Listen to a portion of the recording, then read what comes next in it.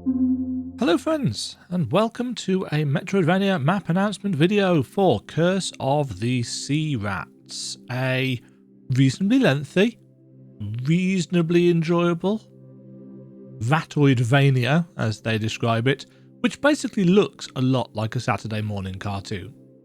It's got beautiful hand animation, it's a very lovely to look at game. And the in-game map is basic but functional. My version of it is less basic, arguably much more functional, but took a chunk of work to get looking good, because the in-game map does the thing that Unity always does, where it scales things and it filters things, so a lot of what should be a hard edge border for a room is kind of soft, and that made some of the usual things that I do to get a nice hard edge border basically impossible, unless the developers happened to want to toss a full version of the in-game map without that blurriness my way. I've had to make do, which is why on this particular map a lot of the borders are of different thicknesses, just because of how I ended up trying to have to put this together. One big difference between this map and the version that's in-game is that I've been through and I've coloured the areas. I find that makes a great deal of difference in terms of A, navigating my way around a map, but also B, helping other people to navigate their way around the map. Because I get a lot of people asking, you know, how do you get such and such in this area? And it's like, what's this area? Which is part of this area? So having these in different colours really helps me, and it may hopefully help you. You've got everything that you need on this map, including, let's zoom in to full. We've got all the NPCs using the very beautiful hand animated art. We've got any chests with cash in. I've got this. In fact, there are a lot of chests on the map, but rather than just fill it up with icons of chests, I've put what's in the chest instead. So this is a chest with an apple in. This is a chest with a tasty sandwich in. This is a chest with the blonde wig collectible in, and so on and so forth. It just makes things a lot easier. Key items, which include keys, surprise, surprise. Key items and quest items have got a green glow around them. Collectible treasures have got a yellow glow or border around them. NPCs are on there, bosses are on there, boss drops are on there. Rooms that are orange are marked on the in-game map anyway, those are secret rooms. Rooms that are bright blue are warp rooms, rooms that are green are save rooms, rooms that are red are boss rooms. Some rooms are purple, if I can find one, yeah, but they're not always marked on the map as purple, I noticed, so I've fixed that. Those are shop locations, and they've got the icon or the shop as well. But pretty much everything that you could want is on there. The game itself is alright. It's not going to win any awards, I don't think. It looks great. It's not maybe as fun to play as I would like, due to how the very nice and laboriously done, I am sure, animations. There's so much gone into those animations that the actual gameplay responsiveness and fluidity around them isn't there. But my biggest gripe with the game is what happens once you get all the way from here, all the way over, past all this, all the way over to this side of the map, and you get to here and you fight Floorburn, who is the game's main antagonist. And as soon as you defeat her, all of your teleport points stop working. You can no longer use them. And as well as that, a lot of places in the game get blocked off by these giant cursed flaming boulders. And you need to get all the way back to the start of the game so that you can unlock this area on the left-hand side.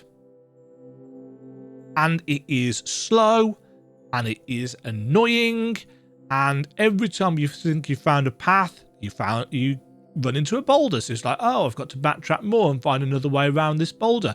And it feels like it pads out the length of the game, and I just don't like it as a design decision. I'm sure your impressions are going to vary on that one. It's, as somebody who wants to 100% maps, that doesn't sit well with me, because it makes the kind of end game exploration and 100%ing cleanup phase, as I call it, just really difficult to do.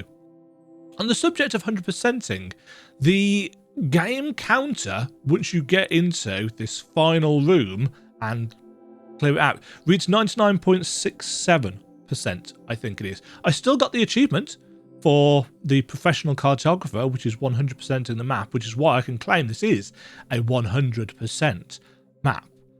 But I think the counter's a little bit bugged at the moment. By the time you see this, assuming it's not the 8th of April, which is when it is that I'm recording it, they may well have fixed that. I don't know. But everything is on here that I could find. There are 4 treasures. Timothy's drawings, I'm assuming, 1, 3, and 4. I can't find them anywhere.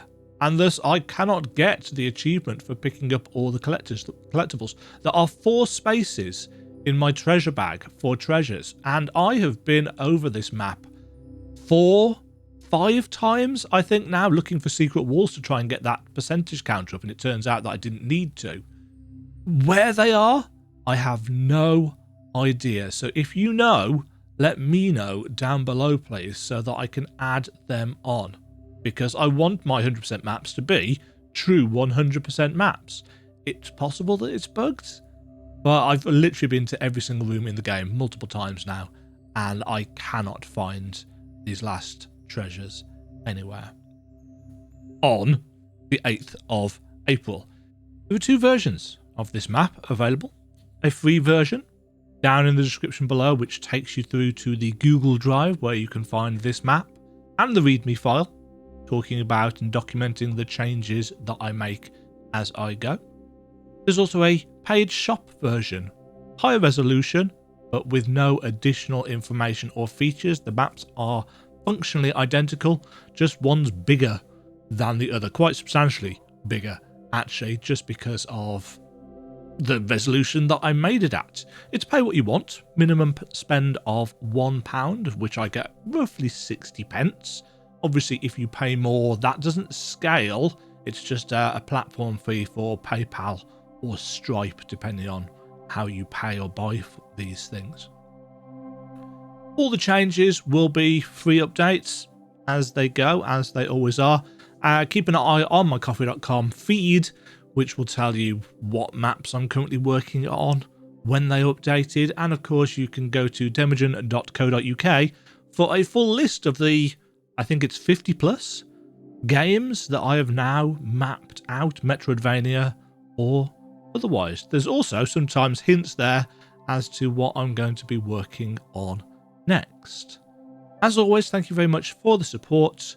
Keep on enjoying metroidvania games. Keep on buying my maps, because, you know, money's good, and capitalism and cost of living a crisis, etc., etc. Stay fabulous, folks. Stay safe. Catch you all in the next one. Cheerio. Thank you very much for watching. If you enjoyed the video, why not click the like button and consider subscribing. Remember, you can ring the bell notification icon to get notified when new videos go live. And until next time, cheerio.